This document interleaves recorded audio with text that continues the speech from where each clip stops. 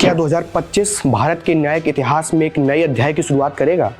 क्या 2025 में भी साल 2024 की भांति बड़े बड़े फैसले होंगे? 3 चीफ जस्टिस वाले साल 2025 के सामने कई बड़े फैसले, धर्म, समाज और कानून से जुड़े अहम मुद्दे हैं। साल 2025 न्यायपालिका के लिए एक परीक्षा की घड़ी साबित हो सकता है।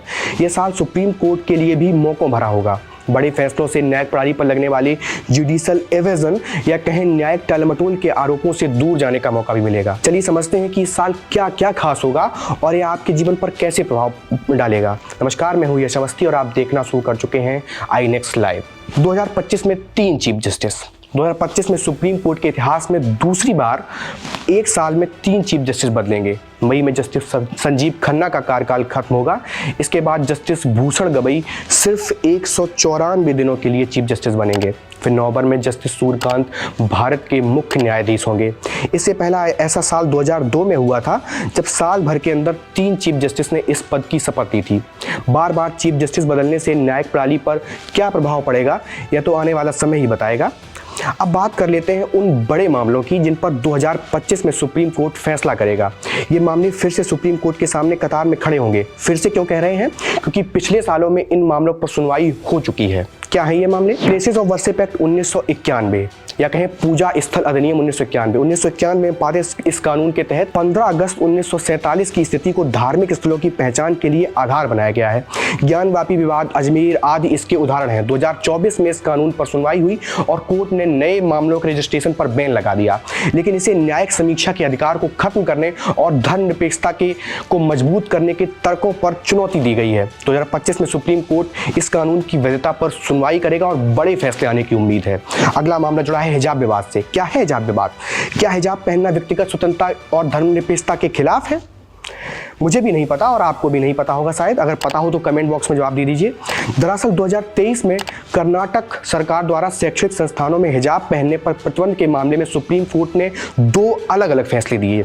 अब 2025 में यह मामला 3 जजों की बेंच सुनेगी और बड़े फैसले आने की उम्मीद हो सकती है। सबरीमाला मंदिर में महिलाओं के प्रवेश से 2018 में सुप्रीम कोर्ट ने सबरीमाला में महिलाओं के प्रवेश पर प्रतिबंध को असंवैधानिक घोषित कर दिया था। अब 2025 में इस फैसले की समीक्षा के लिए एक बड़ी बेंच का गठन किया गया है जो आवश्यक धार्मिक प्रथा या कहें इसेंशियल रिलीजियस प्रैक्टिस के परीक्षण की परिभाषा पर पुनर्विचार करेगी। इस मामले का असर पारसी महिलाओं, मुस्लिम महिलाओं और धार्मिक स्थलों से में प्रवेश से जुड़े मामलों पर भी होगा। अगला मामला नागरिकता संशोधन अधिनियम CAA। यह कानून गैर मुस्लिम शरणार्थियों को नागरिकता प्रदान करता है, लेकिन इसके खिलाफ सुप्रीम कोर्ट में चुनौती दी गई है। याचिकाकर्ताओं का तर्क है कि यह कानून देश में धर्मनिरपेक्षता के सिद्धांत का उल्लंघन करता है और समानता के अधिकार को ठेस पहुंचाता है। इस पर भी सुनवाई हो सकती है। अगला मामला मैरिटल रेप से जुड़ा है। मैरिटल रेप या कहें अपनी लीगल वाइफ के साथ बिना उसकी कंसेंट के शारीरिक संबंध बनाना। साल 2022 में दिल्ली हाई कोर्ट ने मैरिटल रेप के मुद्दे पर अलग अलग फैसले दिए। कानून के अनुसार 18 वर्ष से अधिक आयु की पत्नी के साथ जबरदस्ती शारीरिक संबंध बनाना बलात्कार नहीं माना जाता। अब 2025 में सुप्रीम कोर्ट इस पर विचार करेगा कि क्या इसे अपराध की श्रेणी में रखा जाना चाहिए या नहीं। अब बात सुप्रीम कोर्ट से थोड़ा हटके 2025 कई नए कानूनों के लिए भी निर्णायक साल होगा। इनमें क्या क्या कानून है? इनमें है one nation one election. One nation one election या कहें राज्य और केंद्र के चुनाव को एक साथ कराने वाला कानून 2024 में से संसद में टेबल किया जा चुका है। जेपीसी इस पर विचार कर रही है। दावा है कि इससे चुनावी खर्च में कमी आएगी, लेकिन इसे लागू करने के लिए संवैधानिक संशोधन की आवश्यकता होगी। ऐसा हो पाएगा नहीं तो 2025 ही बताएगा। अगला कानून जुड़ा है SC/ST आरक्षण का कैटेगराइजेशन या कहें सब क्लासिफिकेशन। सुप्रीम कोर्ट की 7 जजों की बेंच ने राज्यों को SC/ST के कोटे के भीतर कोटे की अनुमति दे दी है, लेकिन यह बात राज्यों पर डाल दी गई है। साल 2025 इसलिए महत्वपूर्ण होगा कि राज्य इन शक्तियों का इस्तेमाल कैसे करते हैं, कितने % का आरक्षण देते हैं। अगला कानून जुड़ा है UCC से यानी कि समान नागरिक संहिता। कहा जा रहा है कि उत्तराखंड में जनवरी 2025 से ही UCC लागू हो रहा है।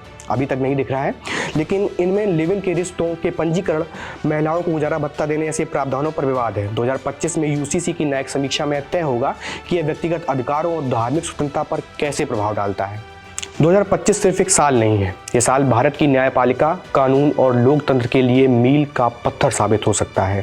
धर्म, अधिकार, समाज के संतुलन की कसौटी पर खरा उतरना न्यायपालिका के लिए आसान होगा या नहीं, है तो आने वाला समय ही बताएगा। आपका क्या मानना है? क्या 2025 में न्यायिक व्यवस्था में बड़े बदलाव होंगे या नहीं? कमेंट बॉक्स में अपनी राय जरूर बताइए। शुक्रिया।